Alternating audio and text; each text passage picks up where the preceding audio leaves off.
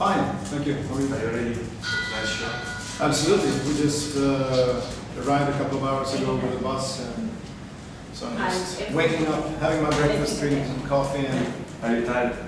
not really. It's actually it's just now that I feel that I'm beginning to get into the tour. Always takes at least a week to sort of understand that you are on tour. And how is the tour going? It's been going great so far. Yeah, we played in France, we played in Haugland, we played in Spain, and it's been amazing. It's the reactions are really great. The audience is totally crazy. So I guess tonight is going to be even better or worse, you know, depending on how you look at it. Can you explain your relationship with Italian fans? Yeah, for some reason, Italy has always been very energetic and enthusiastic about Europe and Europe's music. I remember, I think it started already when we did the final countdown. We used to play a place called Sanremo, a big festival. It was playback, a lot of different artists were there playing. It was totally madness. People were screaming and, you know, like Beatles naming. And after that, Italian fans has always been very passionate about Europe. So we have, you know, I think Italy is almost, apart from Sweden, the country in Europe where the people are most energetic and most, love Europe. What is important a live show today for Europe, and how was important in the 80s? I think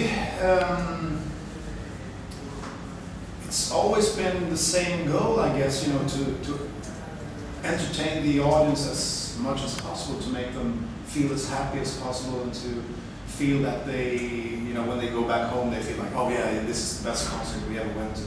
So I think it's still the same kind of goal we're trying to reach. We always try to mix the older stuff with the new stuff, and try to find a balance between, because we have a lot of older fans, but also a lot of new fans that have heard the newer stuff. So it's beginning to get to that point where we have, you know, like two generations of the fans in the audience. So we try to make a balanced mix of new and old stuff. Is there a particular meaning behind the album title or behind the artwork of the new album? The Last Look at Eden, that lyric came about, Joey told me it was during the time of the presidential election in America.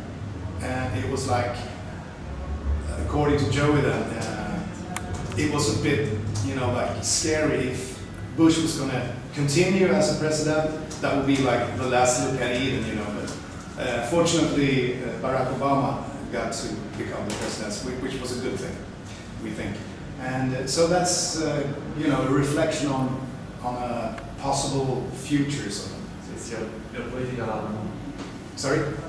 It's a sort of political album. Yeah, well, not political. I think it's more sort of reflections on different things that happen in our life, and that's just one of the reflections of it.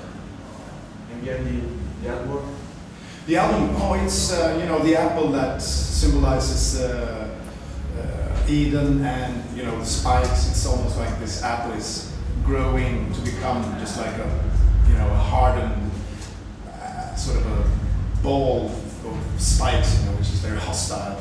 So it's you know, either it's going to be an apple or it's going to grow to be this hostile ball of spikes. So where do you find the inspiration to write your song? I think we this album came about a lot when we did the last tour, the Secret Society.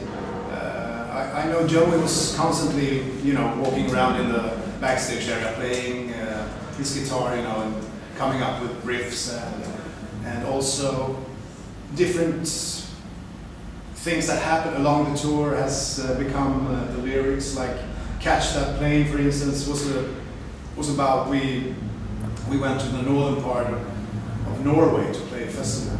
It was really very far far away from them.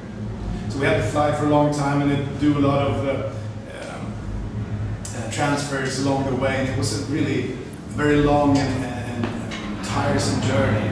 And when we got there, we just felt like we wanted to, catch the first plane and back home to civilization. So that lyric came out of that. And then you have New Love in Town, for instance. That song is came about when Joey's son was born, and so on. And also, In My Time is about the tragic experience of John Norm's wife that passed away very, unfortunate, very, just happened. So that song is about that, and so it's different things that we experience along the way. Is the final countdown from your Starway to Heaven, or just more from that? I think you can say that. There's not too many bands that have the opportunity to write a song like the Final Countdown. As you just mentioned, we have Queen with Bohemian Rhapsody, we have Led Zeppelin with Seven to Heaven, Deep Purple with Smoke on the Water, and Black Sabbath and Paranoid. Possibly. New album is a sort of classic rock album. Yeah, I think we try to go back to our roots more and just let Rainbow. Yeah, Rainbow and a lot of UFO and Led Zeppelin and just let it go, sort of. Not think too much about the song when you write it. When we did Start from the Dark, we had a lot of influences from John Norum being back in the band, a lot of heavy guitar riffs and also some influences from Joey's solo career. And then on the Secret Society, we tried to create an album would sound very modern, And but when we did the last album, the Last Look at Eden album, we didn't think about anything. We just wrote songs and okay, this is a great song. Let's go for it. So this album, I think, is much more Europe in its true sense, sort of, because it just came out of our souls and we captured it and it became a great album. Yeah. Finally, a stupid question. What do you sing in the shower? If you sing in the shower? If I sing in the shower? If I sing, it would be... Is there a song? Yeah. What's the name of that song?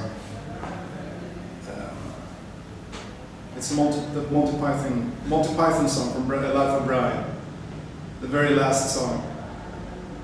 What's the name of the song? I can't... Try to sing it. Try to play it.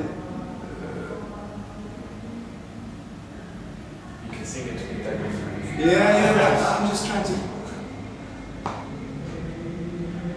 Always look on the bright side of life. That's the song. It always springs to my mind. Thank you so much. See you. See you later, guys.